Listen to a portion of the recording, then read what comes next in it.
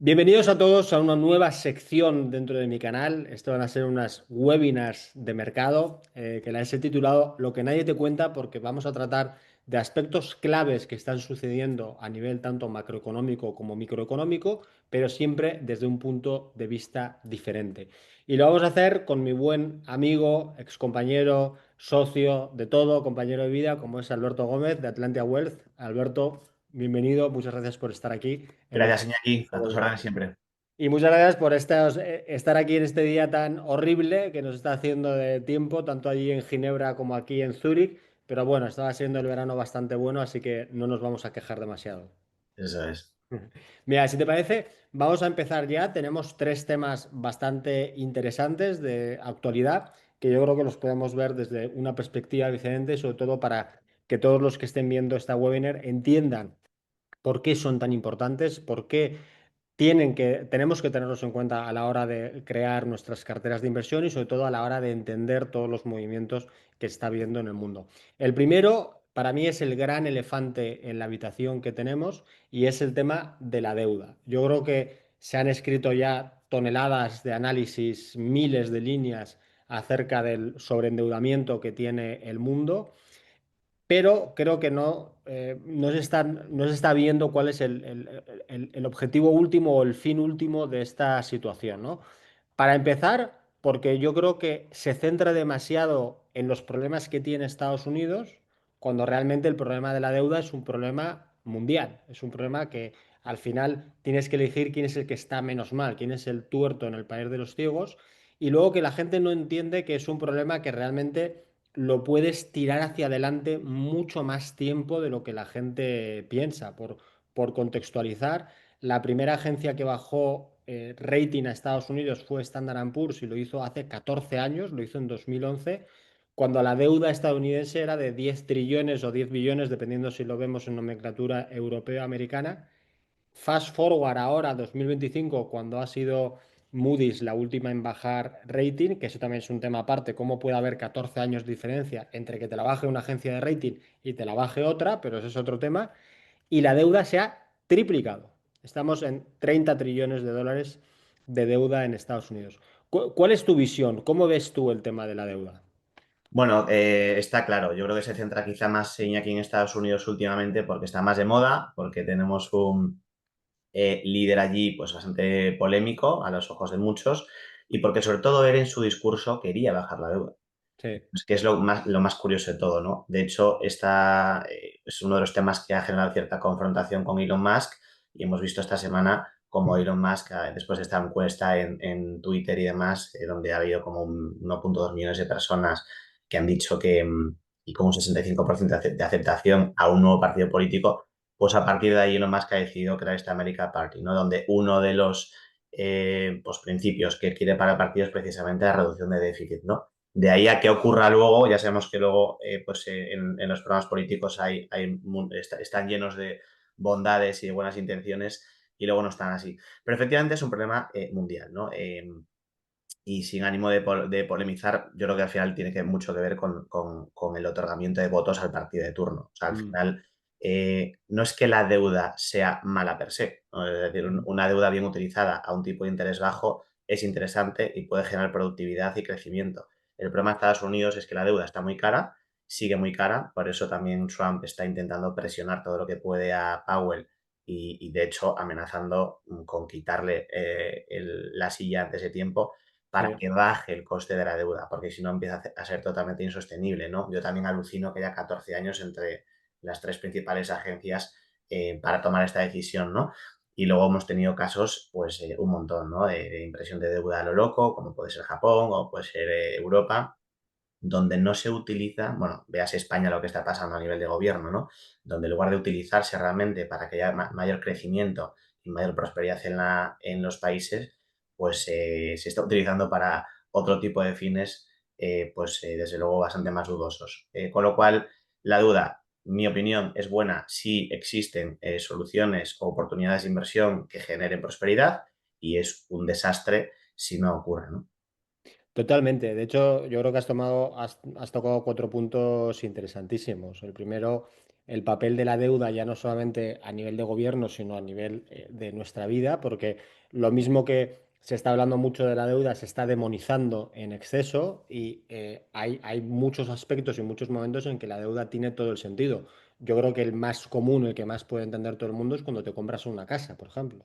Más ahora en los últimos años que ha crecido tanto la casa, si tú esperaras ahorrar a tener el 100% de tu casa, pues probablemente muy poca gente sería capaz de comprarla. Y segundo, siempre que el porcentaje de tu renta destinado a la casa y la tasa de interés no sea elevada, tiene todo el sentido del mundo que dediques parte de tu dinero, como lo tendrías que dedicar al alquiler, para comprarte una casa. Y ya si vamos a nivel de país, hay muchas inversiones que tú las construyes en 20 30 años. Por ejemplo, las grandes obras de infraestructura, las grandes autopistas, las grandes presas, los grandes desarrollos de las ciudades. ¿Qué sentido tiene si tú vas a invertir a 20 años porque lo vas a construir en 20 años, que tú adelantes toda esa inversión futura, ese consumo futuro, para ahorrarlo en ese momento y pagarlo todo de una vez? O sea, financieramente no es económico y no tiene sentido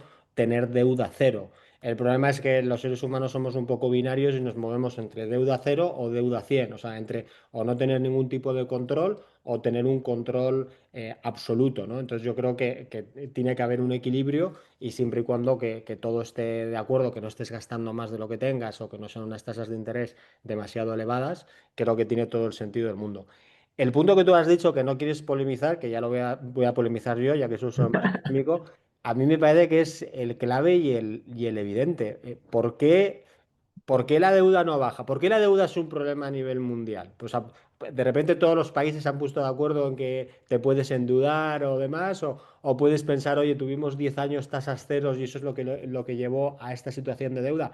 La realidad yo creo que es mucho más profunda. Primero porque nos fijamos solamente en la deuda gubernamental habitualmente, ¿no? Decimos, oye, la deuda en Estados Unidos está sobre el 120, la deuda en España en el 115, la deuda en tal. Pero eso solo es la deuda gubernamental. Si tú coges la deuda de familias, de corporaciones, la cifra es mucho más grande. De hecho, tanto Europa como China como Japón tienen un problema de deuda global mucho más grande que el de Estados Unidos. O sea, en Estados Unidos es como 3 veces el PIB, ¿No? en Europa es como 4, en China es como 5 y en Japón es como 6, con sus peculiaridades, ¿no? La de Japón es deuda interna, es deuda Ujú. de los japoneses que se deben a ellos mismos. Que esto lo podemos llevar al otro debate también, por ya mezclar todos los temas. Cuando hay analistas que te dicen, oye, hacemos un gran reset. Mañana decidimos todos los países que ya toda la deuda era un chiste, era una broma y lo pasamos a cero. Eso no funciona así, esto no es el Monopoly, porque ¿quién tiene la deuda de los países? La mayoría de las veces, en el caso de Japón es extremo, ¿no? Pero en la mayoría de los países, los tenedores de la deuda son los nacionales, en Por forma de supuesto. planes de pensiones, en formas de fondos de inversión o en formas de simplemente que te has comprado deuda del tesoro de tu país. Un español pues se puede comprar deuda del Tesoro de España o un americano, Treasury americano. Si tú haces un default y dices a cero, a quien estás defaulteando es a ellos. O sea, De hecho, ya ha pasado en Argentina, Iñaki, justo con los planes de pensiones. O sea, que es que por esto ejemplo. puede pasar y ha ocurrido, ¿no? Y hace no tanto, que básicamente el Estado se quedó con todos los planes de pensiones de todos los jubilados. Que de hecho, o sea, es lo más impopular que puedes hacer, pero eso fue la única medida que tuvieron ante la situación del país, ¿no? Entonces, esto que uno piensa, no, esto es imposible, ¿no? Que será constantemente de la quiebra un poco del sistema, esto ocurre. Y el día que ocurra, pues empiezan las madres mías, ¿no? Con lo cual, desde luego, es para hacérselo mirar. Totalmente. Además que dices, oye, hay que tratar un poco también de educar a la gente y que no sea tan simplista y que no piensen estas soluciones mágicas, que de nuevo muchas veces hay políticos que no están en el poder y por tanto no van a tener ninguna responsabilidad, pero agitan a las masas con este tema. Lo mismo también con la crisis financiera, ¿no? Se están rescatando a los bancos. Primero se rescataron a los bancos públicos, lo que en España son cajas de ahorro, con lo cual está rescatando a políticos al Sin final del duda. día, porque ningún banco privado necesita un rescate. Y segundo, no estás rescatando al banco, estás rescatando al depositante. sin Porque duda. si el banco quiebra, el que quiebra al final es el depositante. O sea, lo que pasa es que tú no puedes rescatar al depositante directamente, tienes que rescatarle a través de dónde tiene el dinero el depositante, que es una institución financiera. Aquí pasa un poco lo mismo. No puede suceder un gran reset. Ya no solamente porque sería una idea horrible, porque estarías diciendo a los gobiernos, oye, no pasa nada, podéis volver a tener otro ciclo de superendeudamiento de 50 años o lo que queráis, que luego nos vamos a perdonar todo, sino porque claro que tendría unas consecuencias y serían terribles. Y la razón por la que todos los gobiernos lo hacen es porque es la única manera que tú tienes de conseguir votos. O sea, tú al final, si eres un político, la manera que tienes de conseguir votos es de prometer cosas. Tú Ujú, prometes cosas a distintos grupos o sectores.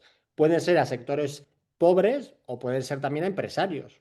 por supuesto. Donald Trump, por ejemplo, es un gran ejemplo, como decías antes, es decir, oye, la política de reducir taxes a impuestos a las corporaciones, a los grandes patrimonios, es, si quieres, una compra de votos pues de empresarios, corporaciones y ricos. Entonces, si tú estás prometiendo gasto, lo tienes que financiar, o sea, de alguna manera tienes que pagar ese gasto. Si yo voy a hacer una reducción de impuestos masiva a un colectivo, voy a reducir mis ingresos fiscales. Los que creemos en la curva del Laffer podemos pensar que eso va a generar luego más crecimiento y entonces al final vas a generar más impuestos, pero a corto plazo lo que es 100% seguro es que tú reduces ingresos. Entonces, para cubrir esa diferencia o para cubrir ese gasto solo tienes dos maneras. O subes impuestos, que va a ser muy impopular, o lo haces de una manera silenciosa, que es aumentando la deuda, que es como típica cosa que nadie se fija. O sea, ¿tú conoces a alguien que sepa cuál es el nivel de deuda sobre PIB de España o de Estados Unidos? Por Nosotros supuesto, porque ¿verdad? trabajamos en esto. Ujú, Y entonces, como digo yo, es café para muy cafeteros, pero el resto del mundo no.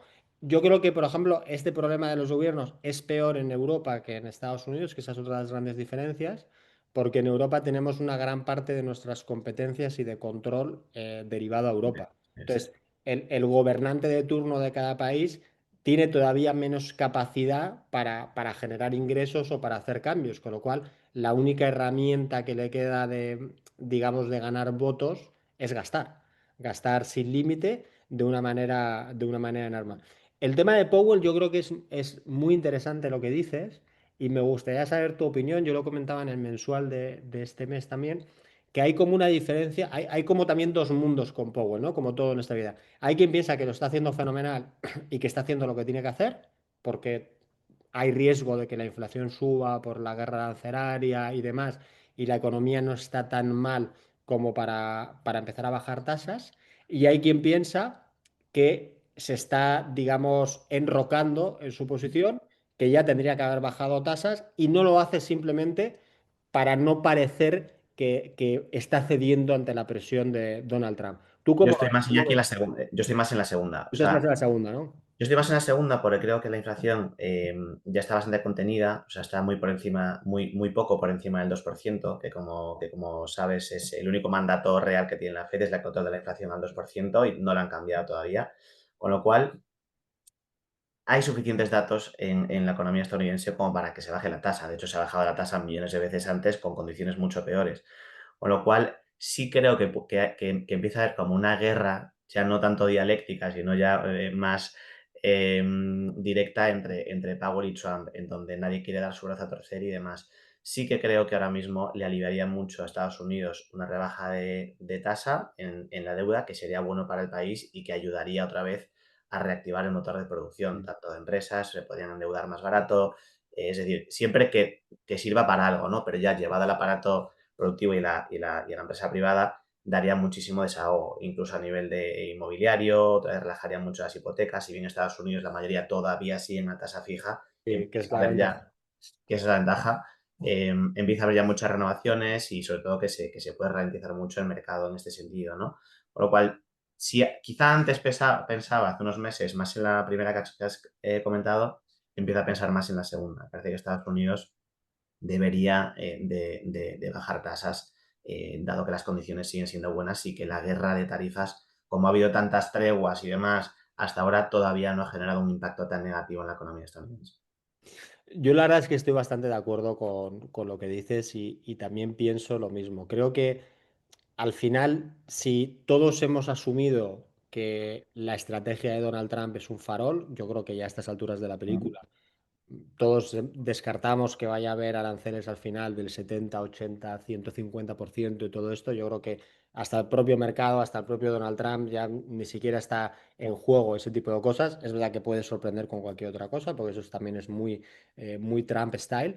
Pero creo que si tú tienes quitado esa parte de la ecuación, los datos de inflación de mayo, que ya están incluidas las tarifas de abril, incluso antes de, digamos, de la tregua de los 90 días no han supuesto un reponte. Eso es que nadie lo está incorporando a los precios, mm, nadie se lo está creyendo y es muy probable que no vaya a suceder. Entonces, si tú tienes la inflación controlada, tienes un empleo bastante mixto, bastante disfuncional, porque aunque tengas la tasa de desempleo más o menos baja, tienes récord de empleos múltiplos en Estados Unidos de toda la historia. Nunca había habido tanta gente teniendo tantos empleos distintos a la hora de poder salir en su día a día. Y hay meses que sí que está dando cierta debilidad del empleo. Y por la parte económica, es cierto que hace 2 trimestres estabas creciendo por encima del potencial, pero ya cada vez más se te van acumulando más los datos macro que te están, digamos, frenando, están diciendo que va a haber un enfriamiento de la economía, pues parece el entorno ideal para empezar a bajar tasas. mm, Al menos marginalmente, porque muchas veces lo que la gente lo olvida es que la Reserva Federal cuando baja tasas es para hacer un impacto económico, pero también una señalización de lo que va a hacer en el mm. futuro. O sea, no tenemos que pensar que porque empieza a bajar tasas va a bajar 10 veces tasas, pero igual un pequeño alivio lo va a hacer. Entonces ahora sí que Esto, parece que es un Iñaki, y poco más. perdona, cuando tus bloques económicos competidores llevan haciéndolo un Sí. buen rato, ¿no? Sí, sí, sí. O Con lo sea, cual, Europa es claro en este. Europa tiene sus otros problemas y quizás tiene más sentido en su caso, que ya ha bajado más, pero es verdad que es bastante llamativo que ya esté mucho más adelantado en el mm, ciclo de relajación monetaria que la propia Fed. En su descargo, y esto sí que yo creo que es algo que, como suele pasar, se le reconocerá más adelante. Es verdad que él, después de una gestión de la pandemia horrible, de impresión de trillones de dólares a la economía y generar una inflación galopante, ha conseguido bajar la inflación de Estados Unidos en 2 años del 9%, que se nos ha olvidado, pero está es en el salvaje. 9%, al 2,4%, sin meter a Estados Unidos en una recesión Mm, que yo creo que no tiene precedentes haber conseguido eso, ¿no? Entonces, hay quien dice de, bueno, todavía no ha metido a Estados Unidos en una recesión y la acaba terminando. Bueno, sí, esto es como los que abogan porque va a haber una Los caída de agoreros. mercado. En algún momento va a haber una caída de mercado y dirá, ya te lo dije yo, ya, pero me dijiste hace 5 años y te has perdido toda la subida, ¿no? Entonces yo ahí tengo un poco de duda. Creo que sí que debería haber bajado ya. Empiezo a pensar que no va a bajar en 2025. Empiezo a Ujú. pensar que no lo va a hacer. Creo que el Porque mercado además el dato de empleo último ha salido muy fuerte, ¿no? Con lo ha cual, sido muy fuerte, ha sido fortísimo. Es que de hecho el empleo está un mes muy bueno, otro muy malo, está mm, como en dientes de sierra y luego el mercado está potentísimo, el mercado de bolsa, o sea, está en modo ignoro todo lo malo, pero ujú, veo todo lo bueno. Pero yo creo que parte de esta fortaleza del mercado descansa en esa esperanza o en esa visión de que va a bajar tasas en algún momento. Yo creo que si no baja tasas, no es que se vaya a descalabrar el mercado, pero sí que puede ser lo que rompa un poco esta tendencia tan fuerte que llevamos. Lo veo más para final de año, pero creo que puede pasar. ¿Tú qué sí, lo que piensas? pasa es que si no baja tasas, con alta probabilidad saca Powell de ahí, ¿no? Ya, claro, lo que pasa es esto, ¿le puede sacar realmente? Yo he leído de Pues todo, ¿eh? Yo no sé si le puede sacar. O yo sea, tampoco estoy sé si le puede impresionado. sacar, pero bueno, desde luego con la presión que le está poniendo encima, pues quizá le tuerza el brazo, ¿no? Ya se está diciendo que si Scott Bessent puede ser un sustituto o están saliendo otros nombres. La verdad que yo tampoco sé si lo puede sacar realmente, pero bueno, quizá entre los datos alentadores que empieza a ver y la presión tan bestia que le está poniendo Trump, quizá pues haga un recorte. Como bien dices, no hace falta que rebaje un punto porcentual de una. O sea, puede rebajar 0,25, da tranquilidad al mercado, da tranquilidad un poco a la economía. Quizás eso sea lo más inteligente, ¿no? Hacer algo muy gradual Sí. e ir midiendo cómo salen los datos en los próximos meses, ¿no? De hecho, esas dos bajadas que espera el mercado, aunque bueno, lo de las expectativas de la Fed, eso sí que es como leer los pozos del Sí. café, porque cambia continuamente, Mm, nunca jamás aciertan y demás. Pero si por una vez acertaran, yo creo que es lo que más aliviaría al mercado, ¿no? Dos bajadas, ahora en la de julio no tiene pinta que vaya a ser, pues en la de septiembre y en la de noviembre o algo por el estilo, bajar las tasas al 4%, a 3,75 4 y das una buena señal al mercado de, oye, estamos aquí para aliviar, para ayudar y para intentar evitar que te termine de descarrilar. No tengo muy claro que eso vaya a suceder. Y al final también se habla demasiado de, oye, esto va a ser la gran crisis de deuda y demás. Yo sí que creo que vamos a ver una crisis de deuda en algún momento. Lo que no tengo nada claro es cuándo va a ser, porque Mm. al final esto es típica cosa que puedes dar patadas hacia adelante infinitamente. De hecho, si hubiera bajadas de tasas, podrías patearlo o sea, al final piensa, o sea, vamos a pensar, lo que más da que yo tenga 5 veces de deuda en mi patrimonio si me cuesta cero. Ujú. Ya casi como, sería de hecho de facto como si me estuvieran regalando 5 veces mi patrimonio. Sé que en algún momento lo tendré que pagar, pero claro, si mi expectativa es que va a volver a estar las tasas a cero durante 10 años, por ejemplo, que podría volver a pasar si hubiera algún tipo de problema de inflación o algún otro Refinancio tema, y sigo. refinancio y sigo y lo tengo. Aquí lo que pasa es que es lo que dicen, ¿no? Que tú tienes 100 problemas hasta que tienes un problema de salud y entonces tienes un problema. Claro, claro. Y yo creo que con la deuda es lo mismo. O sea, yo creo que todos vemos, oye, el conflicto de Oriente Medio, el conflicto de Ucrania, el conflicto del propio Donald Trump con la guerra de tarifas. Todo eso pivota hasta que de repente tengamos una crisis de deuda de un país grande.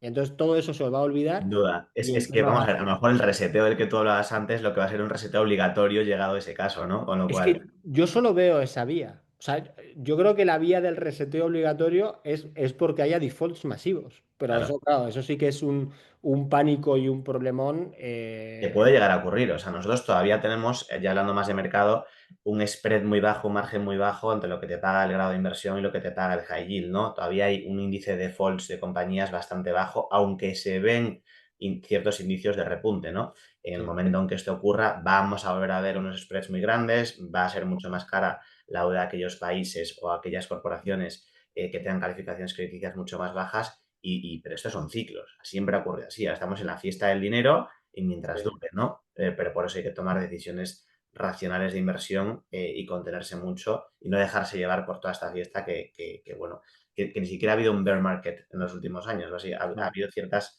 dientes de sierra, ¿no? Pero después de la crisis de 2008, digamos, en un bull market brutal que en algún brutal. momento, efectivamente, pues podrá tener consecuencias, ¿no? Sí, pensábamos que Trump iba a construir ese bear market, ese mercado bajista con el Liberation Day, pero es que duró el tiempo que duró él en decir que ponía una tregua de 90 días y hemos vuelto otra vez a la subida. Y es lo que yo lo decía con mis clientes. Yo era de los que pensaba que íbamos a tener un mercado, como dicen los americanos, choppy durante unos Mm, cuantos meses, pero es que la fortaleza del mercado es es bestial. brutal, totalmente tendencial.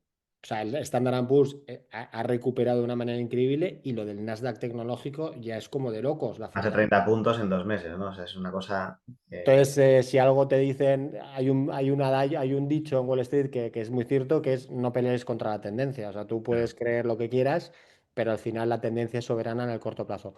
En cuanto, mira, esto nos va a ayudar a enlazar con el siguiente tema, que es para ver qué maneras nos podemos defender de esa situación de la deuda, que yo creo que a nivel individual no puedes hacer nada en el sentido de que los gobiernos van a seguir endeudándose, los países van a seguir endeudando y no tenemos capacidad para actuar sobre eso. Obviamente tenemos que tener nuestro dinero invertido porque si no pierdes capacidad adquisitiva con la inflación. Y entonces, ¿qué te queda? Aquí hablábamos o lo que yo te proponía para esta webinar es hablar de esa trinidad de activos refugio, como son, por un lado, el oro, que es, digamos, el refugio tradicional. Por otro lado, sería el Bitcoin, que sería como el nuevo refugio, aunque ya no tan nuevo, que ya vamos para 15 años de Bitcoin. Y luego estaría el activo, que no es un activo por sí de refugio, pero como es la megatendencia de moda, y más que de moda, la megatendencia de nuestra generación, también de alguna manera te puede activar, te puede funcionar de refugio si ese sector en concreto funciona mucho mejor que el resto, como es la inteligencia artificial. ¿Cómo los ves los tres desde este punto de vista? pues efectivamente, Iñaki, pues yo creo que todos los inversores están buscando alternativas a los activos más tradicionales, no siendo el oro todavía uno de ellos. Estamos viendo como incluso, que es lo curioso, en un mercado brutalmente alcista en renta variable, todavía el oro sigue siendo uno de los mejores activos del año, ¿no?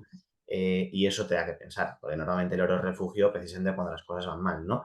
quizá el oro es la historia, ¿no? El Bitcoin es la disrupción y la inteligencia artificial el futuro y tiene todo el sentido. O sea, al final todo esto tiene que ver también con el dólar, ¿no? Y lo que estamos viendo del dólar este año, que contra franco suizo es el 1 de enero, pues yo debe de estar ya en -12, -14%, y contra el euro exactamente igual, ¿no? Yo creo que hay cierto temor a precisamente lo que decíamos, ¿no? Se está dando cuenta la gente de que con esta impresión tan masiva de dinero y luego las políticas de Trump, que a veces son polémicas, pues quizá el dólar empieza a no ser tan refugio como Mm, era hasta ahora, ¿no? Y hay otras formas donde se pueden proteger, o bien con monedas tradicionales, como puede ser el franco suizo, en este caso, que sigue siendo un gran refugio, o bien con oro, Bitcoin y demás. El oro contra Bitcoin, vamos a ver, por compararlos un poco, ¿no? Ninguno produce rentas, con lo cual en ese caso están igual, pero uno, digamos que es que tiene escasez total y otro no tanto, ¿no? mm, Al final Bitcoin son 21 millones, están, si mal no recuerdo, 95% ya está minado, o sea que le queda muy mm, poquito. Y además es predecible ese mining, ¿no? O sea, al final sabemos cuáles son los periodos de halving y, bueno, tú tienes una claro. predecibilidad sobre lo que va a ocurrir. El oro nadie sabe cuánto hay. Es escaso, desde luego, pero no es finito.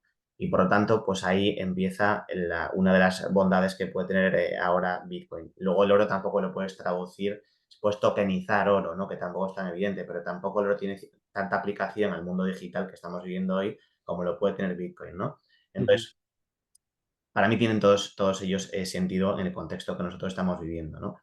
Por decirte que el oro también cuesta mucho dinero desde transportarlo, el oro en su esencia más tradicional, o sea, el oro físico, ¿no? Y que tiene unos costes elevados. Yo, igual que tú, soy un fiel creyente de las criptos, especialmente de Bitcoin y Ethereum, aunque Ethereum no está teniendo un gran comportamiento este año, y en contextos como el que estamos viviendo todavía más, ¿no?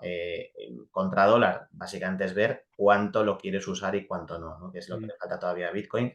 Fíjate que era súper volátil hasta hace muy poco y lo cierto es que últimamente la volatilidad se ha reducido hasta límites insospechados. No tiene tantas oscilaciones, ¿no? Parece que tiene un piso ahora mismo en torno a $100.000 y todavía, en mi opinión, le queda mucho trayecto a futuro, ¿no? Y luego a nivel de inteligencia artificial, pues esto pasa como siempre. Todavía sigue habiendo gente que no usa ChatGPT en sus trabajos, que piensa que no tienes una impronta personal si te sirves de herramientas como Grok o ChatGPT. Y a mí esto me hace mucha gracia, ¿no? Es como ponerse un velo en los ojos cuando Internet o los motores de búsqueda como Google surgieron, ¿no? Pues todo lo contrario. En un mundo donde tienes muchísima regulación, costes fijos en cualquier empresa que te matan los márgenes y demás, es una bendición absoluta poder contar con inteligencia artificial, con digitalización de procesos, con ayudas. Yo soy de los que piensa que eso no necesariamente se va a cargar puestos de trabajo, sino que los va a transformar y que desde luego va a hacer que muchísimas empresas puedan adaptarse y ser igual o más productivas que antes en lugar de morir, que es lo que ocurriría si nosotros no nos servimos de eso, ¿no? Por lo tanto, haciendo una relación y una conclusión, Iñaki, rápida, el oro sigue siendo todavía un refugio muy interesante en los portafolios de inversión por esa escasez de la que hablamos. Las criptomonedas, especialmente las dos, tres criptomonedas que más volumen tienen, pues también, que además tienes mucha usabilidad, o sea, que tienen un sentido detrás brutal, pues nosotros en los portafolios sí estamos incluyéndolos con los clientes de una forma para aquellos que, por supuesto, entiendan el riesgo y demás, de una forma bastante generalizada. Y luego la inteligencia artificial y todas las tendencias que están surgiendo ahora mismo, pues es clave. De hecho, en el programa político que comentábamos antes de America Party de Elon Musk, uno de los temas principales es incluir, o sea, en la militarización de Estados Unidos, incluir muy fuerte la inteligencia artificial, porque ya estamos viendo que incluso las guerras de hoy se ganan en los despachos, ¿no? Por lo tanto, el totalmente. que, el que no quiera verlo me parece que va a tener pues problemas muy fuertes para competir, ¿no? Sí, yo estoy totalmente de acuerdo contigo. O sea, empezando por el final, yo lo digo mucho ya no a los clientes que también lo tienen ya muy interiorizado, porque yo llevo hablando de temas de tecnología e innovación muchos años, que es un tema que me gusta mucho, pero ya se lo hablo a mis amigos y a mis familiares. Digo, el tema de la IA es como Internet, no es optativo. O sea, lo que pasa es que nos olvidamos, pero cuando nació Internet también había gente que decía que no quería utilizar Internet, que Ujú. cómo era eso de poner que toda la información estuviera online, que eso no iba a pasar, que ninguna empresa lo iba a hacer. ¿Cómo era eso de poner tus claves en Internet? Yo lo he vivido con mis clientes, la época en la que tenía clientes millonarios en Madrid y en España que decían que tenían miedo de poner su tarjeta de crédito para comprar Ujú. vuelos o para comprar cualquier cosa. Esto ahora, si me oyeran, si nos escucha gente de 20 años, puede pensar que estamos hablando de la prehistoria, pero Ujú. estamos hablando de hace 15 20 años.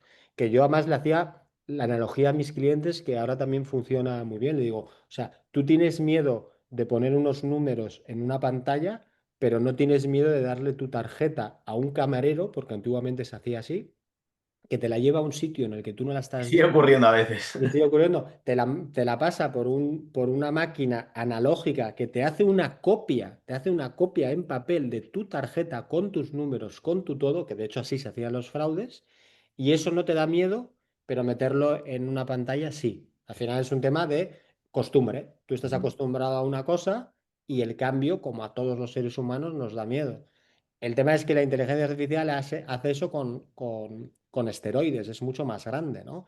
Y el tema de la productividad que comentabas, es que no es un tema de, oye, ¿hará la inteligencia artificial más productiva a las empresas y a los hombres? Es que ya lo está haciendo. O sea, todas las presentaciones de resultados de este año, de todas las empresas, tecnológicas y no tecnológicas, tiene un apartado específico de el impacto de la inteligencia artificial. Ujú. Y está claro que cada vez es más evidente. Yo a nivel personal casi nunca uso Google ya, casi nunca. O sea, casi todo Yo es, tampoco. es ChatGPT o cualquier otra para utilizar. Entonces, lo que le digo a mis amigos, oye, no pienses como que tú puedes vivir tu vida sin esto porque no vas a poder. Y de hecho las pruebas me remito. Un día abres el Gmail y te sale un mensaje de Copilot de la inteligencia artificial del Gmail. Otro día abres WhatsApp y te sale un mensaje de la inteligencia artificial de Meta AI. Meta AI y cada vez va a ser, y Dios bendiga a la inteligencia artificial. O sea, Es más, y no es que la inteligencia artificial, Iñaki, sea solo ChatGPT. O sea, no, no, la de aplicaciones que ha tenido ya y que están mejorando vidas y que están mejorando en las condiciones en las que vivimos y demás, son infinitas. Y son esto es solo el infinitas. comienzo. O sea, ahora estamos ya en la segunda fase de la revolución, que es la de los agentes de IA específicos, que yo a mi nivel lo estoy implementando. O sea, yo en mi empresa NIA Capital he contratado a unos tíos para que me hagan un agente de IA específico para que me ayude a hacer los resúmenes y los informes de los clientes. O sea, Ujú. soy una empresa mínima perdida en el mundo en Zúrich. Tú imagínate la cantidad de proyectos y desarrollos que se están haciendo sobre esto para tareas específicas para que lo hagan. Yo tengo una apuesta. Yo sé que el día de mañana yo hablaré con mis hijos, que tienen también, son un poco mayores que los tuyos, pero tú lo hablas también con los tuyos, y les contaré que en mi época había gente que se dedicaba 8 10 12 horas al día a picar datos en una Excel, en una Word, Y alucinarán. a traducir, a cualquier cosa, y me dirán, pero Aita, ¿cómo es posible eso? ¿Cómo es posible eso si tienes una máquina que te lo hace todo automáticamente, perfecto, sin fallos, no duerme, no se equivoca, se replica, Es que etcétera? el tema, Iñaki, es que si no lo haces, es imposible competir. Imposible. Y te digo más, si no te adaptas a medida que las tecnologías van sucediendo, pasarán 5 años, te habrás quedado atrás y luego hacer ese catch-up con lo que realmente ocurre ahora será muchísimo más difícil. O sea que, vamos, yo desde aquí invito a todo el mundo a que realmente lo use, a que lo entienda, a que lo lea y a que se ponga las pilas, porque si no puede ser demasiado tarde en unos años, ¿no? Claro, porque el salto es exponencial, es muy alto. Yo esta es la crítica que hago, que muchas veces me dicen, oye, te pasas mucho con los bancos tradicionales. Y no lo hago con una inquina, he trabajado toda mi vida en bancos tradicionales y obviamente yo no estaría donde estoy sin haber trabajado en ellos. Pero mi crítica es, mucha gente piensa que porque JP Morgan, por poner el banco que más me gusta y el que yo creo que mejor está, tenga mucho dinero, va a poder hacer un catch-up del decalaje tecnológico que tiene respecto, por ejemplo, a los nuevos bancos Ujú. en base a blockchain, en base a criptos y tal. Y digo, es que no va a poder, porque no va a ser una cuestión de dinero, va a ser una cuestión de distancias. Esto es como lo que decía, yo siempre pongo el ejemplo de Kobe Bryant. Kobe Bryant en la universidad hubo un verano que no metió ni una canasta, ni una canasta. ¿Qué es lo que hizo? El tío vio que todos sus competidores, todos sus compañeros entrenaban 2 veces al día. De 9 a 11 se iban a casa a comer y luego de 2 a 4. ¿Qué hizo él? Se levantaba 3 horas antes y se acostaba 2 horas después. Para cuando los demás metían 2 entrenamientos, él metía cuatro. Y dice, eso, haciendo un compuesto de años, años, años, te hace una diferencia Y que como Cristiano en un Ronaldo, exactamente momento igual, por da supuesto. igual lo que hagan el resto, no, no te pueden pillar. Y con la tecnología pasa esto. O sea, lo hemos visto. ¿Por qué nadie ha podido alcanzar a Google, Amazon, etcétera? No es porque haya, como la gente piensa, no, un monopolio y tal. Digo, Google cuando nos salió al mercado tenía 10 competidores mucho más avanzados que ellos. Lo que pasa es que ellos tuvieron una tecnología en base a un motor de búsqueda, que es lo que conocemos ahora como Google. De hecho, se ha convertido hasta en un verbo, googlear, Ujú. que le hizo una diferencia que no le pudo alcanzar. Con esto va a pasar lo mismo. O sea, si tú no pillas pronto esta ola, como los surferos, te va a pasar por delante y ya puedes remar lo que quieras después, que no vas a pillar. Yo a veces pienso también, yo pienso como tú, yo uso básicamente ChatGPT. A veces hago una otra cosa, pero solo ChatGPT digo, coño, igual ya me estoy quedando lejos. Igual debería empezar a ver otras cosas y a ver otras IAs, ¿no? Tal cual. De hecho, a ver, para hablar del tema de JP Morgan, ¿no? Estos bancos tradicionales, el tema es que son estructuras tan grandes, que se mueven tan lentas, por supuesto que es un bancazo JP Morgan, pero son tan lentos que es muy difícil que puedan hacer una aplicación de la tecnología como un Revolut de turno que ya nace siendo una plataforma Claro. tecnológica, ¿no? Con lo cual, y no dudo que no haya mucha gente destinada precisamente a tratar de adaptarse a nivel de tecnología. Estoy seguro que en JP Morgan hay equipos que solo están pensando en cómo hacerlo, ¿no? Pero es muy difícil, es otra vez el símil o la disyuntiva entre empresa pequeña y empresa grande. Las empresas pequeñas pueden innovar de una forma mucho más sencilla y tomar decisiones rápidas, y las empresas grandes les cuesta muchísimo más, Mm. ¿no? Aparte, siempre escuchas en la empresa grande, bueno, si ha funcionado hasta ahora, ¿por qué cambiarlo, no? Que eso es un Claro. clasicazo. El legacy, tío, de los bancos y empresas grandes. Vamos a hablar de Sí, empresas sí, grandes. justo, claro. El legacy es muy grande y esto mucha gente no lo sabe. A nivel tecnológico, el gap es mucho más grande porque hubo una corriente claro, esto cambia por modas, ¿no? Y la gente probablemente no se dé mucha cuenta si no ha trabajado en una multinacional. En los años 70-80, que la tecnología era mucho más sencilla, todo se hacía in-house. Tú no tenías equipos de outsourcing, no tenías equipos fuera Mm, que te llevaran la tecnología porque tal. A medida que la tecnología se fue complicando, los bancos tenían que decidir si invertir en tecnología o llevarla por fuera. Y entonces decidieron llevarla por fuera y le llevaban en equipos por fuera.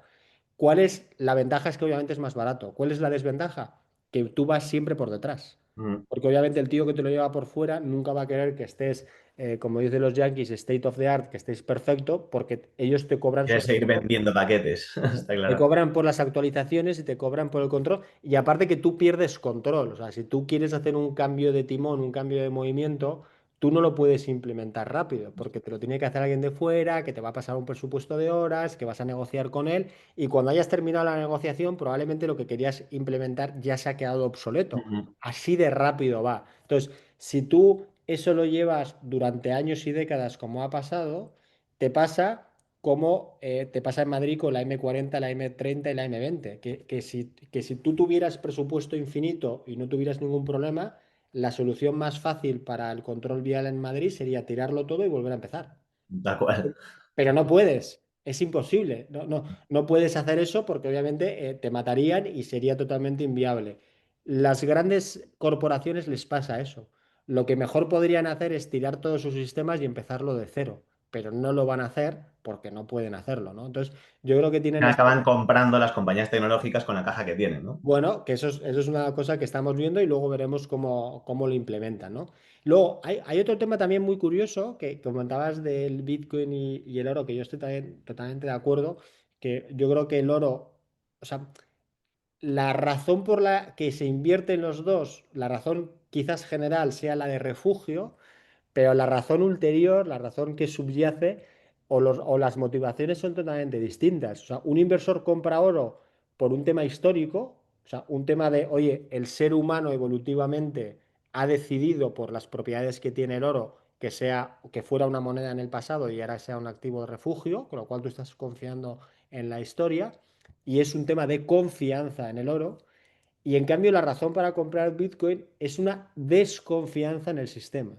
Es decir, oye, El sistema actual, que ya hemos visto antes, que genera mucha deuda, genera mucha inflación y genera mucha depreciación de las monedas, si hay una realidad es que las monedas fiat, ¿no? El oro, el dólar, tal, se deprecian todas y lo único que puedes escoger es, oye, ¿a qué velocidad quiero depreciarme? Ujú, Porque cuando hemos dicho, oye, el euro y el franco se han revalorizado contra el dólar, correcto, pero se han devaluado contra sí misma ujú, mirando hacia el pasado. O sea, un euro y un franco hoy te compra menos bienes que un euro y un franco en los 2000 o en los 90 o en los 80.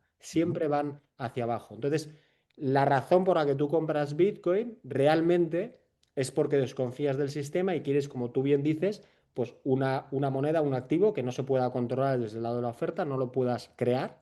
Los Bitcoins son los que hay y todo lo vamos a saber. Y eso hace, curiosamente, que estén descorrelacionados. ujú. O sea, el Bitcoin tiene cierta correlación con todos los activos, va cambiando, menos con uno, que es el oro, ¿no? Entonces, yo no sé cómo lo ves tú, pero yo veo que hoy en día tiene sentido tener Bitcoin y oro, las dos, pero llegará un momento en que igual tenemos que elegir. Claro, y claro, por supuesto. Y a la hora de elegir, probablemente elegirás Bitcoin, No, porque no, es yo que lo tengo clarísimo. otra vez, yo creo que lo tienes claro.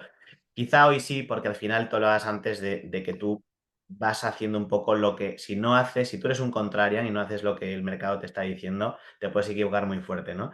Y el mercado sí que te está diciendo todavía que hay muchas señales que indican que el oro sigue siendo un refugio y sigue estando demandado, ¿no? Incluso por los bancos centrales, que eso es Sí, siempre es curiosísimo. O sea, precisamente compran todos aquellos activos que hacen, o sea, a raíz de la devaluación de sus monedas, no son los primeros que lo totalmente. están haciendo.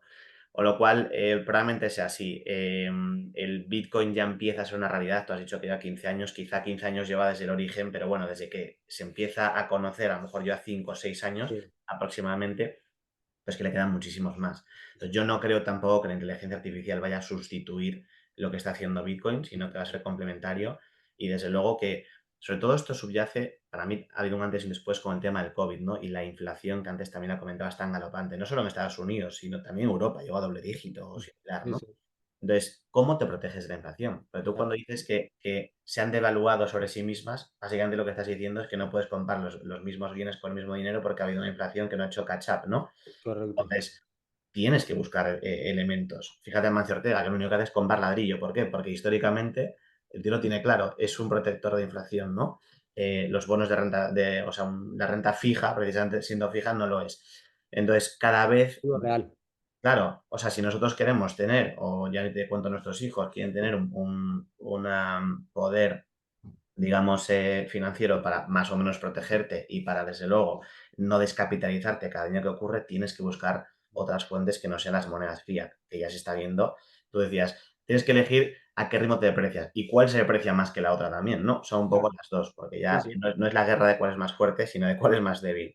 Por lo tanto, sí son activos que los tres tienen sentido hoy y que la impresión mía, al menos, es que tanto Bitcoin como la inteligencia artificial y todo lo que tenga que ver van a ser activos que van a estar muchísimo más presentes en futuros portafolios de inversión. totalmente.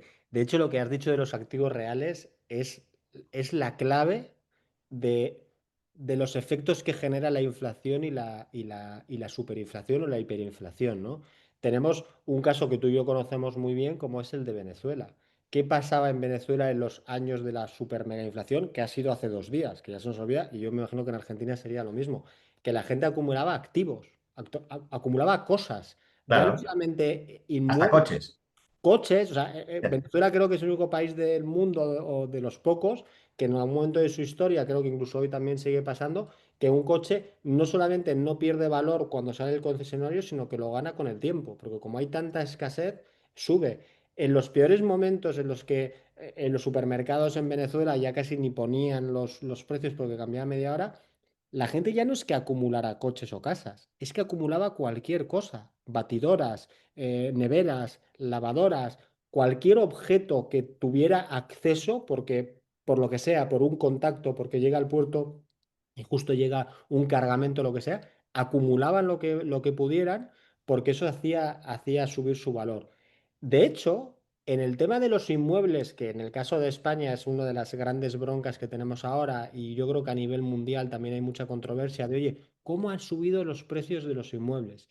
La pregunta es, ¿han subido los precios de los inmuebles o se han depreciado las monedas en las que los denominamos? Claro. Porque si tú comparas cuántas onzas de oro o cuántas participaciones del Standard Poor's o cuántas participaciones del IBEX me costaba una casa en los 80 o me cuesta ahora, ahora está más barata. Sí, sí, sin duda. O Está sea, claro. lo que está más cara es en términos de euro, en términos de dólar o Claro, en términos de en tal. términos relativos, efectivamente, puede estar más barata. Lo que has comentado es así. O sea, Argentina es un caso muy parecido a Venezuela. Ahora mismo, pues tú lees los periódicos y la macro está muy bien, el déficit se ha corregido y demás, pero lo cierto es que la micro está siendo muy complicada. Y Sí, uno de los grandes temas es que antes, efectivamente, o sea, ¿por qué la gente, para que todo el mundo entienda, ¿no? ¿Por qué la gente quería acumular cosas? Pues porque en cash cada día estabas, ni siquiera cada día, cada minuto estabas mm, perdiendo poder adquisitivo contra dólar en este caso o la moneda en la que suelen ahorrar los latinoamericanos, ¿no? Era una necesidad. Yo lo acumulo, me compro un coche hoy porque sé que si tengo cash se va a depreciar tremendamente, por lo tanto luego ese vehículo, que es totalmente contraintuitivo con lo que podemos pensar aquí, va a valer más y me va a proteger de esa inflación, ¿no? Ahora lo que ocurre es que el consumo interno se ha caído enormemente, en Argentina en este caso, porque ya no hay esta fiesta del dinero constante claro, en el mercado, por lo tanto ya no hay esa devaluación tan fuerte de la divisa, de momento te la están controlando entre 1.100 y 1.400 y por lo tanto ya no hay esa necesidad de comprarte cualquier cosa a cualquier precio. Ahora las cosas tienen precio, claro. antes no lo tenían, ¿no? Con lo cual, sin duda, o sea, yo creo que los inversores tienen que buscar elementos en donde puedas protegerte de la devaluación tan fuerte que está viendo las monedas fiat y cualquiera de los que estamos hablando, incluido el inmobiliario, pues tienen sentido, ¿no? Totalmente. Activo real, yo cada vez lo hablo más con mis clientes. Activo real, ya sea en el inmueble, que es lo más típico, lo más normal, Ujú. pero también en términos de empresas, de private equity, de comprarte participaciones o incluso proyectos de inversión o cualquier otra cosa que tenga un componente real. Que me lleva a la pregunta que hacíamos antes de, oye, $100.000 por Bitcoin es mucho o poco. Yo siempre digo lo mismo, yo no sé si es mucho o poco, pero en un mundo en el que cada vez se está restringiendo más el efectivo, cada vez se está controlando más lo que hacemos todos con nuestro dinero, ya sea transferencias de 1.000 euros o transferencias de 100 millones de dólares, que todos los gobiernos quieren controlar y que cada vez vemos que las monedas tradicionales pierden valor. ¿Cuánto vale el único activo de toda la historia que haya existido jamás, que es inembargable, indevaluable, porque es deflacionario e incontrolable? Y que, como decías tú antes, tú con un pendrive de este tamaño puedes llevar $1 billón por todo el mundo. Yo aquí me pongo mis bitcoins, me lo pongo aquí y viajo por todo el mundo. ¿Cuánto vale eso?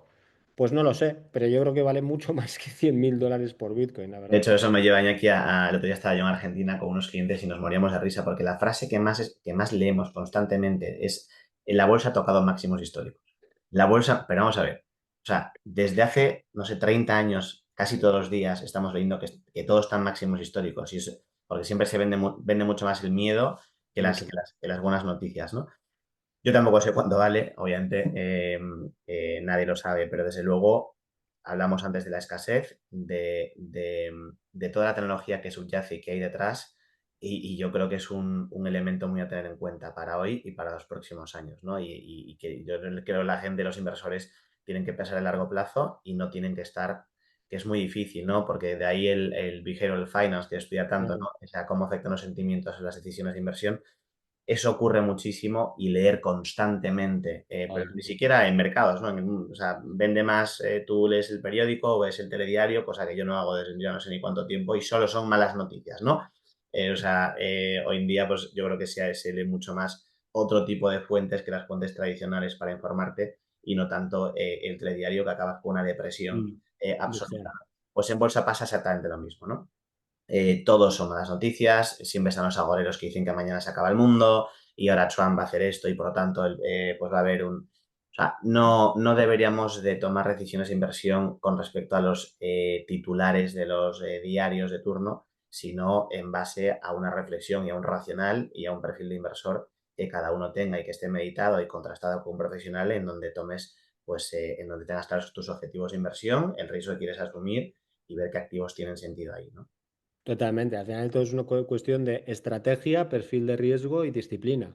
O sea, definir tu estrategia en base a tu perfil de riesgo y luego ser disciplinado, que dentro de esa disciplina incluye el control emocional.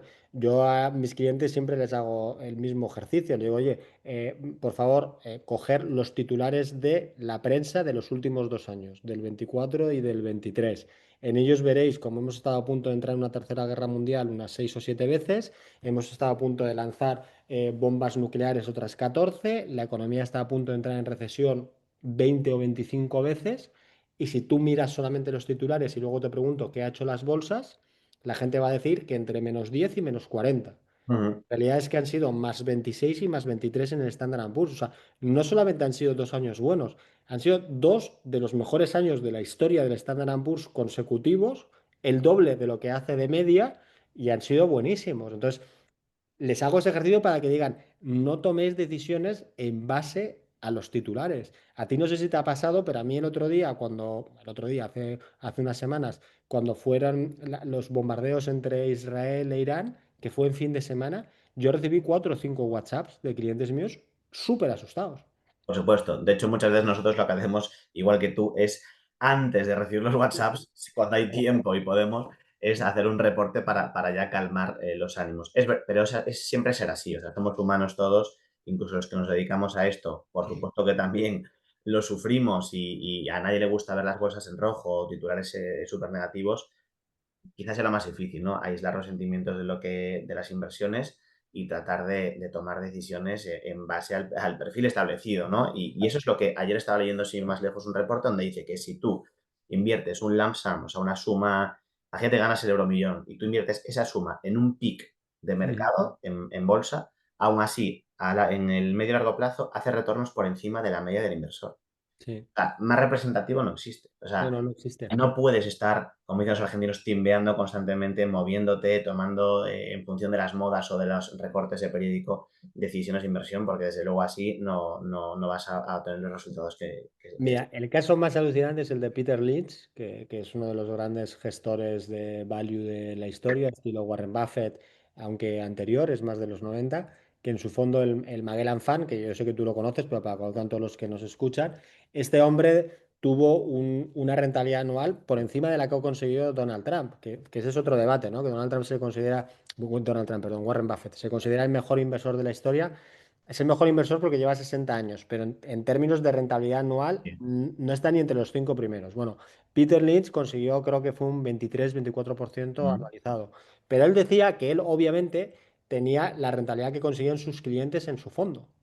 Y aunque él había conseguido un 94%, la media de sus clientes no estaba ni en el 5. No ujú. conseguía ni la rentabilidad del Standard Poor's, que en el mismo periodo había sido del 9, una cosa así.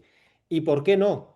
Porque no confiaban. O sea, los inversores se dejaban llevar por el miedo y por la euforia y Entraban y salían, ¿no? sea, es muy paradójico, ¿no? Yo le doy el dinero a Peter Lynch para que me lo gestione, pero no confío en él. Entonces, a pesar de que él me dice en sus cartas y que tiene un track record, porque yo creo que estuvieron 16 o 17 años con el fondo de Magellan, consiguiendo rentabilidades por encima del mercado de manera consistente, que es muy complicado, yo sigo sin confiar y entonces creo que sé más que él y puedo entrar y salir del mercado. Entonces, entro y salgo del mercado siempre mal, siempre mal.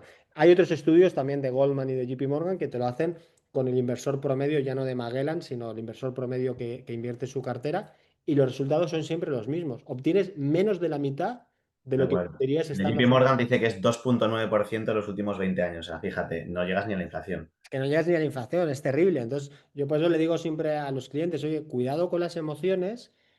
Está bien jugar con la posición de mercado de entrar y salir, pero nunca estés totalmente fuera. Punto Duda. uno, nunca estés totalmente fuera, porque también te dicen, no, si hubieras entrado en el Nasdaq en el año 90 hubieras tardado 25 años en recuperar la inversión. Y yo digo, vale, es verdad, pero es que la idea no es que tú inviertes en un momento de tu vida y ya no vuelves a ahorrar e invertir en tu vida. Quizás el dinero que metiste ese año sí te costó, pero es que has metido años antes y has metido años después. Eso es la disciplina. Duda. Eso es la disciplina de inversión, que sigues metiendo. Si no Y me la haces, capitalización compuesta de ese dinero, ¿no? claro, si no me Sabe. haces trampa, yo te preguntaría, vale, lo que invertiste en el año 99 has tardado 25 años y lo que compraste en el año 2000 abajo, ¿en qué momento lo has recuperado? Lo has recuperado en menos de un año. ¿Y cuánto dinero te ha dado ese dinero? Se ha multiplicado por 4 por 5. Entonces, hay que hacer la comparativa justa y sobre todo hay que tener un plan y una estrategia que te hace llevar y que no te lleves y no te hagas emociones. Yo, igual que tú le digo a los clientes, oye, yo es que soy profesional y tengo esta maldición. Yo no puedo no leer no puedo no leer las noticias, no puedo no leer. Pero le digo a mis clientes, tú sí que tienes ese lujo, no lo mires todo el día. O sea que para eso estoy yo. Para eso estoy yo, Claro, claro. para comerme ese marrón y te lo voy digiriendo. Y hablando de marrones y hablando de dudas, hablando de apocalipsis, el tercer tema que te quería traer es, yo creo que la gran profecía de los últimos 30 años que nunca se cumple y que siempre me pregunto por qué la gente tiene tantas ansias porque se cumpla, ¿no? Que es el fin del dólar y el fin del imperio yanqui, ¿no? Y lo digo que por qué la gente quiere que se cumpla, porque a veces hay que tener cuidado con lo que se desea, no sea que se vaya a conseguir. ¿Cuál es la alternativa? ¿Cuál es la única alternativa viable de como país a Estados Unidos a día de hoy? Es China. No, no, no No hay hay más. otra. No Ah, hay otra. Entonces, claro, la gente quiere que China, un país comunista, aunque en redes sociales me estaban discutiendo esta mañana si China es un país comunista, digo, bueno, el Partido Comunista Chino es el que gobierna el país, pero bueno, vale, pues no es un partido comunista, lo que quieran. Vamos, un partido en el que no permite la libertad de expresión, no permite la libertad de voto en su país, en que está todo absolutamente restringido. ¿Queremos que sea el líder mundial? O sea, hay tanto odio a los yanquis y a los Estados Unidos que tampoco entiendo muy bien por qué hay tanto odio, porque es independiente de Trump. O sea, el tema de que se acabe Estados Unidos, yo lo llevo escuchando desde que soy adolescente. ¿Hay tanta inquina? ¿Es aburrimiento? ¿Qué es? ¿Por yo creo qué? que es más aburrimiento. Vamos a ver, tú ves un partido de tenis y siempre tienes la sensación de que quieres que gane el rival más débil porque te da pena. Por eso esto es un poco lo mismo. O sea, yo creo que la gente le tiene tirria. A ver, ojo, Estados Unidos también ha hecho muchas cosas mal, ¿vale? Tanto, y esto lo sabemos todos, tanto a nivel, esa hegemonía mundial a veces la malinterpreta y se erige, bueno, pues como no sé, digamos, el gobernador del mundo un poco, ¿no? Y se Sí, mete en cada fregado, en cada guerra, y siempre con fines, por supuesto, de interés personal, ¿no? Pero esto lo va a hacer, vamos, si eso lo hace Estados Unidos, ni me quiero imaginar el casi comunista partido chino, ¿no? Porque desde luego tienen los mismos intereses, solo que al menos desde nuestro punto de vista, con menos opacidad, o sea, con más opacidad, con menos transparencia, y desde luego, pues yo, si tuviera que elegir, pues yo me veo más representado con el mundo occidental que con lo que puede llegar a venir, ¿no? Yo creo, como decía Laporta, no estamos tan mal, ¿no? Al final, sí. siempre estamos Valores. hablando siempre estamos hablando de todo lo mal que va el mundo, del odio al yankee, del odio al dólar, pues yo creo que es un poco todo. Puede ser envidia porque esto es sano y la verdad que en Estados Unidos las cosas les van muy bien en general y luego puede ser también cosas que ellos han hecho mal, ¿no? Bueno, no me voy a parar aquí a decir todas las cosas que ocurren en Estados Unidos que son susceptibles de mejora, pero en cualquier caso, yo no veo el fin de la hegemonía estadounidense tan cerca. Me parece que Estados Unidos sigue teniendo otra vez un aparato productivo absolutamente brutal.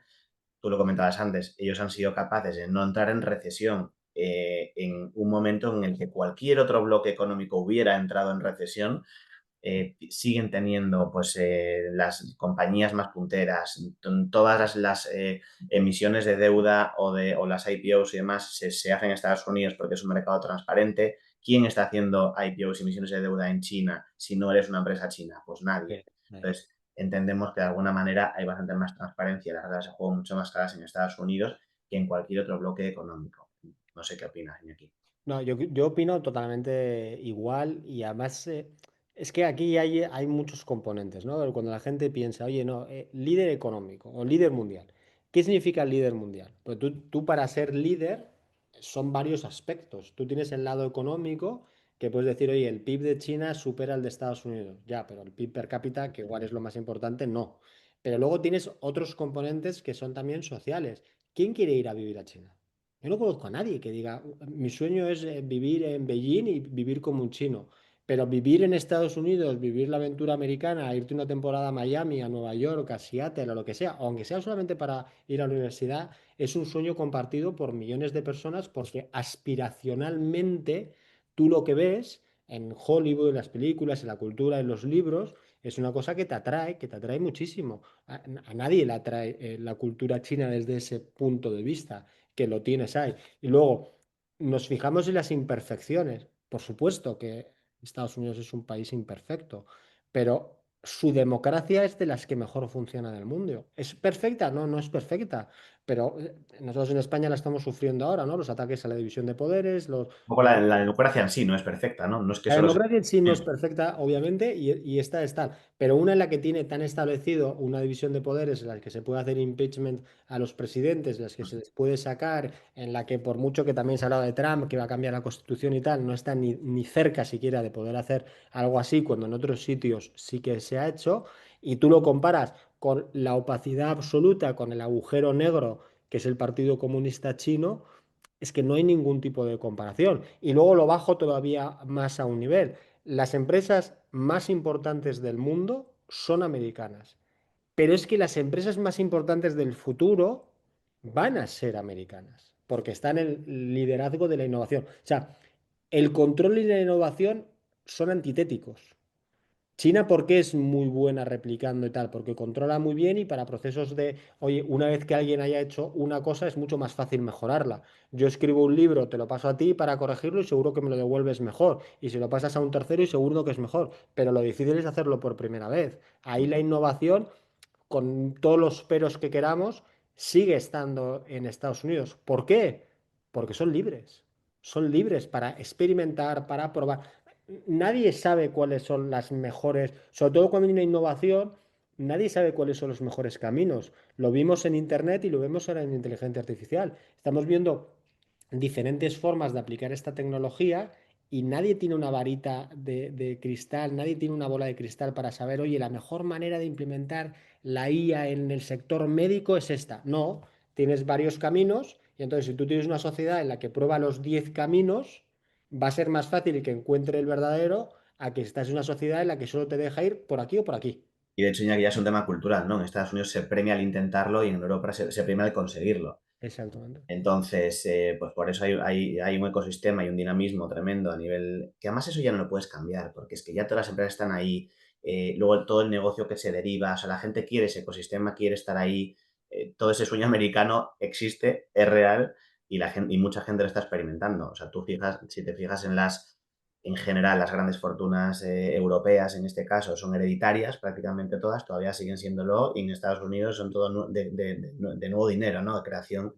Entonces, esto no es porque sí, esto es porque en Estados Unidos siempre se dice, ¿no? Que Estados Unidos innova, que Europa regula, ¿no? Y China copia. Es real, o sea, no es un Real. tópico. Entonces, incluso los emprendedores de otros bloques económicos que quieren tener oportunidades y demás, se acaban yendo al país que se las da, que es una pena. O sea, esa fuga de talentos sigue existiendo.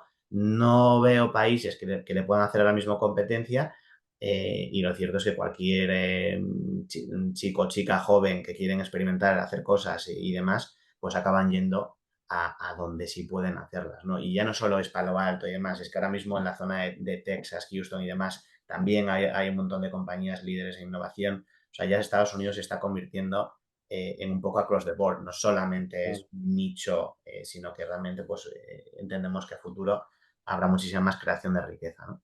Ya no es Silicon Valley, sino que es todo, ¿no? Ya en todas partes tienes centros de innovación bestiales. Y lo que dices tú es claro, a mí me encantan las críticas que se hacen desde Europa sobre el tema de la riqueza, la distribución en Estados Unidos. Digo, Estados Unidos es uno de los países que tiene más escalera social del mundo. Es verdad que se ha ralentizado en las últimas décadas, pero sigue teniéndola. La mayoría de los multimillonarios actuales no viene de familia rica. O sea, Bill Gates tenía dos padres que tenían más o menos dinero, pero eran clase media alta. Los Zuckerberg de turno, los Jeff Bezos y tal, es gente de clase media totalmente normal y han llegado donde están. En Europa es todo grandes familias. Tal cual. Es casi impensable llegar a esos niveles viniendo desde abajo, ¿no? Mucho más complicado. Y ya en China ni siquiera existe. O sea, es que ni sabes las familias y tal, porque es todo de una opacidad absolutamente terrible, ¿no? Entonces, a mí me da siempre ese tema, ¿no? Oye, joder, ¿qué ganas tiene la gente de que caiga Estados Unidos cuando quizás no se están dando cuenta de lo que están? Y luego el tema del dólar, ¿no? También dicen, oye, el dólar se acaba. Digo, bien, de nuevo, ¿qué alternativa hay? Que no la hay. Y segundo, ¿se acaba desde qué punto de vista? Porque a nivel de pagos internacionales, 60-70% de los pagos internacionales son en dólares. A nivel de reservas, también. Oye, A sí, nivel de mercado bursátil, también. o sea, yo, de hecho, cuando me toca hablar con clientes europeos, le digo, oye, pensar en tener una parte de vuestra cartera en dólares, importante, aunque no sea vuestra divisa, porque es que te estás dejando un volumen de inversiones bestial. O sea, es verdad que no corres riesgo de divisa si te quedas en euro, pero también es verdad que tienes que factorizar todas las inversiones que no puedes entrar porque están en dólares. Que el 70-80% de las inversiones del mundo, los productos de inversión del mundo, están en dólares. Hay más Entonces, que ver que cómo lo ha hecho, salvo este año, como lo ha hecho la bolsa europea en los últimos 20 años contra la americana, ¿no? que no hay, Claro, yo creo igual, Iñaki, que en monedas fiat no hay alternativa. Desde luego no la hay hoy. Si la hay en 20 años lo veremos, pero no es algo que vaya a ocurrir ahora. Es verdad que ha habido una devaluación importante del dólar este año, pero bueno, primero ha sido este año y por muchos motivos que a lo mejor son más puntuales. Lo que sí ocurre, y enlazándolo con antes, que probablemente la gente pues, esté buscando otras fórmulas, digamos, de proteger su dinero fuera de las monedas fiat, ¿no? Que son dos temas diferentes. Entonces, yo no veo el dólar caer, no veo ninguna alternativa. Ahora Europa sale con el tema del euro digital, que me hace mucha gracia, que al final es como que no, es que no queremos cash porque hay un montón de operaciones. No, esa es la realidad. Lo que quieres es fiscalizar constantemente y la mayor parte del cash que hay hoy no viene de origen ilícito. Sí que hay mucha gente que no quiere que le zurren 70% de impuestos y que por lo tanto se va la economía sumergida, pero no son todos narcotraficantes, ni muchísimo menos, ¿no? Entonces, es- eso es una pasada, tío. Perdona que te corte. Es que no, no, no, el tema de que nos hayan convencido de, oye, a partir de ahora, porque esto es una cosa moderna, esto yo cuando era joven, cuando era adolescente no pasaba, pero a partir de ahora cualquier transferencia, y cualquiera es cualquiera, ya pueden ser 100 euros o pueden ser 1000 o pueden ser 10.000, va a ser un auténtico sufrimiento para ti y para la persona que lo reciba, de preguntadera, de no saber si va a llegar o no, de estar todo el rato metiéndote y mirando a ver si llega, de dónde me lo han parado. Yo es una conversación que tengo con muchos clientes que me preguntan, ¿dónde está mi dinero? He traspasado un dinero, tú me dices que ha salido, el banco que lo tiene que recibir dice que no está y está perdido en un limbo. Y la excusa es, oye, no, esto es para que la gente que hace cosas malas poder pillarlas. Y dices, claro, por un 1 o 2% del número volumen de transacciones, y estoy siendo muy generoso, que son ilegales, tú molestas hasta este punto al 98-99% restante. O sea, no me engañes, no es para captar a la gente. De hecho, las pruebas me remito. Estamos viendo ahora estos meses en España una serie de escándalos gigantescos a nivel político de transacciones millonarias y esas, qué casualidad, Hacienda no ve ninguna. está Pero claro. si un autónomo se retrasa y, no sé, desgrava mal unos gastos o tarda en pagar 200 euros de la cuota de autónomo, ahí que le llega una carta a los 2 minutos. Entonces, no es un tema de captar, de coger a la gente que lo está haciendo mal, es un tema de control. Bueno, y es lo que más quema de todo. O sea, ver ahora que en España, si retiras del cajero más de 3.000 euros en varios días, incluso si lo haces, o sea, te van a controlar si lo has hecho desde varios bancos, tu dinero legal, por el que pagas impuestos declarado, entonces ya básicamente eres un ladrón. Porque es que ya ni Ujú. siquiera hay presunción de inocencia, es que te multan. O sea, ya no es un tema de que Presunción de culpabilidad. de culpabilidad. Entonces, es tremendo cuando efectivamente luego ves, pues otra vez, para lo que se usa el dinero de todos esos impuestos y básicamente es para pagarse fiestas de todos los políticos, ¿no? Pues no sé si tiene mucha solución. Yo creo que aquí este tipo de cosas pueden generar un despertar de la población y Este, podrá haber un hastío, porque es que, vamos a ver, si tú estás expoliando, si tú estás metiendo impuestos inasumibles, si al empresario que se la juega, porque es que, claro, está no empresario opresor, ¿no? O sea, el empresario se la ha jugado, lo ha pasado fatal, la mayoría quiebran, la minoría les va medio bien y de alguno que destaca, pero es que el tío que destaca está generando millones de puestos de empleo, paga impuestos como el que más para que luego vean cuatro políticos y se lo gasten bueno, estamos en horario todavía diurno, no se puede decir sí, el día, sí. pero Putas, tabaco, alcohol y drogas, exactamente. entonces, tampoco es algo. Entonces, vamos a ver, siempre existirá economía sumergida, legal, o sea, lícitamente generada, siempre que tú no pongas reglas de juego claras y estés expoliando y matando al ahorrador. Porque es que siempre va a ser así. O sea, no porque tú pongas tantísimos controles la gente va a dejar, pues si no, ¿cuál es la alternativa? No llegar a fin de mes, no comer, o sea, no tiene mucho sentido, ¿no? Entonces, quizá este tipo de cosas pues generen una cierta reacción en la población en algún momento y puede haber un cambio. Siempre ha habido ciclos políticos bueno, de forma de pensar y de gestionar. Pues quizá ahora estemos, fíjate lo que pasó con el wokismo y demás, sin ánimo de posicionarme, la gente se hartó en Total. Estados Unidos, en Argentina, y tampoco discuto que las cosas vayan mucho mejor, pero también se hartó la gente, lo ocurría antes, ¿no? Pues a lo mejor este tipo de temas pues puede hacer que la gente también pues reaccione y se busquen otras alternativas, ¿no? Ojalá sea así, porque desde luego veo muy difícil que en Europa la gente progrese. O sea, cada vez hay más gente que se está quedando, no escalan como tú estabas comentándolo, y se busca un rebaño. Ya no se busca realmente economía productiva, sino lo que se busca es pues que la gente no opine demasiado, que todo el mundo viva más o menos y que no haya muchísima motivación para hacer las cosas mejor, ¿no?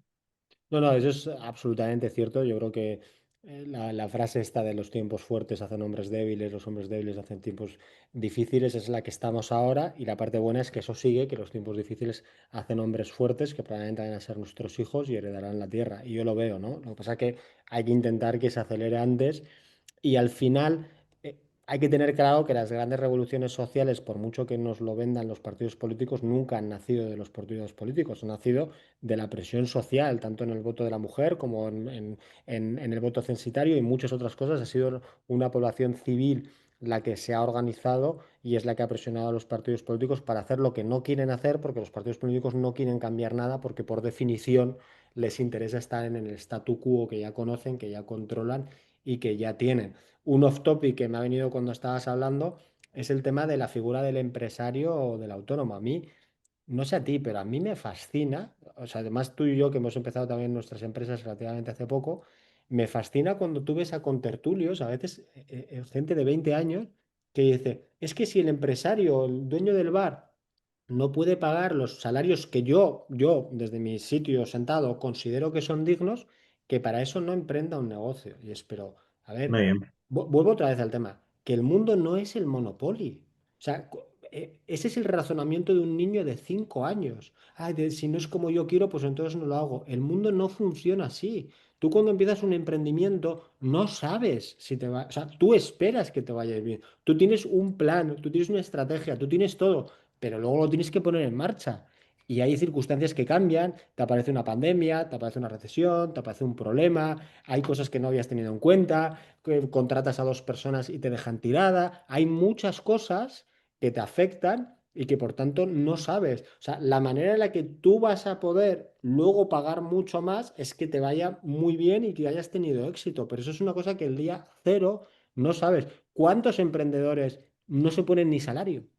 O sea, No, se le seguro. está pidiendo al emprendedor que ponga unos salarios totalmente irreales, injustificados por el negocio, cuando él ni siquiera se lo está poniendo, ¿no? Entonces, yo creo que hay un problema de infantilización absoluta de la población, que no sabe cómo funciona el mundo real, que no sabe cómo funciona la vida y que es muy fácil decir, si yo tuviera el dinero de Amancio Ortega, donaría tal. Claro, pero es que no lo tienes. Y si Ah, no, no lo claro. tienes, Pero vamos a no ver, sabes lo que es. haber emprendido y que te vaya así de bien. O sea, vamos a Claro, ver, es tampoco muy, puede. a mí me encanta, pero ahí termino, me encanta la frase de, no, si yo ganara 3 millones no me importaría Porque pagar no un los ganas. de Hacienda. Ya te digo yo que cuando los ganes y cuando hayas hecho, porque para ganar 3 millones tienes que hacer cosas extraordinarias, si no eres político, tienes que hacer cosas extraordinarias. Si tú has hecho eso, has hecho ese sufrimiento, ya te digo yo que te va a molestar pagar 1,5. No, desde luego, yo creo que también ha habido una politización de cualquier tipo de debate en los últimos años. Por lo tanto, ya no hay escala de grises, eso blanco o negro. Y por lo tanto, pues no hay un término medio en lo que puedas llegar a pensar. Entonces, ahora mismo lo que está de moda, y yo creo que está cambiando un poco, es el odio al emprendedor, el odio al empresario, el odio al rico.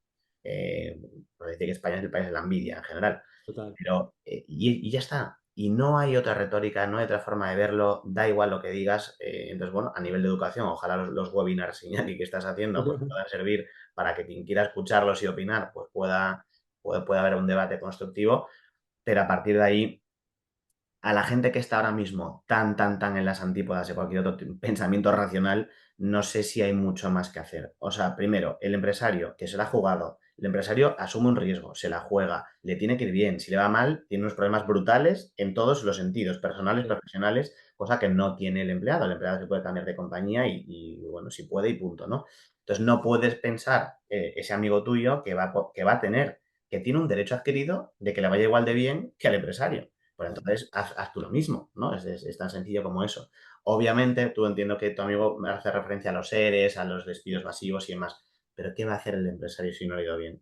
O si las condiciones, ya volvemos al gobierno, si el gobierno mejorara mucho las condiciones de emprendimiento, si hubiera seguridad jurídica y si apoyaran realmente la innovación, seguramente habría más empresarios, seguramente habría más motivación para crear y para, por supuesto, contratar. Pero desde luego, si viene de ahí, con las reglas que estamos hoy en día, desde luego se desincentiva muchísimo cualquiera que quiera salir de Matrix, ¿no? Mira, de hecho, y ya con esto si quieres terminamos, que llevamos más de una hora y hay que dejar para otros webinars que haremos. Seguro. Pero mira, por cerrar el tema, es que tenemos un ejemplo muy reciente que es el de la crisis financiera de 2008-2009, que fue yo creo que la crisis que igual más nos marcó a nosotros en nuestros inicios de carrera, ¿no? De hecho es por la que acabé viniendo a Suiza a trabajar. eh, ¿A quién se rescató ahí? Se rescató a pymes. O sea, las empresas que recibieron ayudas, que está muy bien, que recibieron ayudas para no despedir a sus trabajadores, eran las empresas pequeñas y medianas. No hubo ni una sola multinacional en España, ni una sola que hiciera ni un ERE, ni un despido, ni nada. A lo máximo que llegaron, y también hace gracia porque también se les criticó, es a congelar los bonus, faltaría más, y a no subir salarios. Pero es lo que hicieron. Todo el resto, todas las empresas que no fueran multinacionales, o tuvieron que hacer un ERE, o tuvieron que pedir ayudas, o tuvieron que hacer una reestructuración, o hicieron cualquier cosa. Entonces, a mí me parece súper sorprendente que España o la gente saque pecho, de hecho lo hacen todos los partidos políticos de España, un país de pymes, está no sé qué, que digo, claro, está muy bien tener muchas pymes, sí, y es un sí importante, un condicional, luego pasan a ser grandes. Pero tener pymes por tener pymes, porque tú haces una regulación que si pasas de 50 empleados a 51 o si pasas de 250 empleados a 251, me vas a poner una cantidad de requisitos, una cantidad de impedimentos tan grandes que yo, empresario, no voy a querer crecer, lo único que estás haciendo es que yo sea más débil de lo que podría ser. Porque obviamente el tamaño, como en muchos otros ámbitos de la vida, importa y en esto importa. Tú quieres ser más, como se dice ahora, resiliente o incluso antifrágil o tal, sé más grande.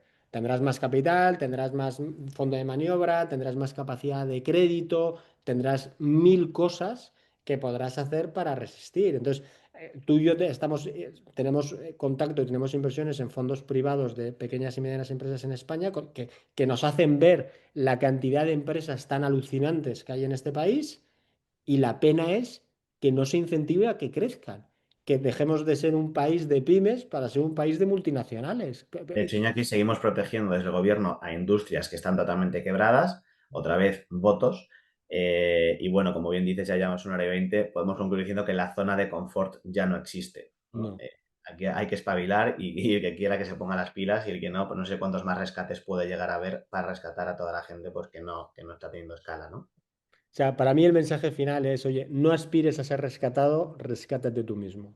O sea, Eso haz es. los deberes, lee bien todos estos movimientos tectónicos y todas estas oportunidades de inversión, porque yo sí que creo que estamos en una época de unas oportunidades de inversión alucinantes. Todos estos grandes cambios en la vida, todos los grandes cambios en la vida, obviamente generan oportunidades de inversión impresionantes. O sea, tú imagínate lo que hubiera sido invertir en Google o Amazon cuando nacieron. O sea, habría sido una pasada. Bueno, pues ahora con la IA y con muchos otros temas de blockchain, del mundo cripto y demás, estamos volviendo a tener esa oportunidad una vez más, ¿no? Entonces, si quieres como resumen, desenchufa las noticias, concéntrate en tu estrategia, tu perfil de riesgo, aprovecha las oportunidades de inversión, porque lo que viene va a ser alucinante. Pues muy bien, Iñaki, muchísimas gracias por el tiempo. Aquí me tienes siempre que quieras y ojalá pues esto le sirva a mucha gente para tener un acercamiento mayor a lo que está ocurriendo en la actualidad. Seguro que sí. Muchas gracias por tu tiempo y hasta el Gracias, siguiente Iñaki. webinar.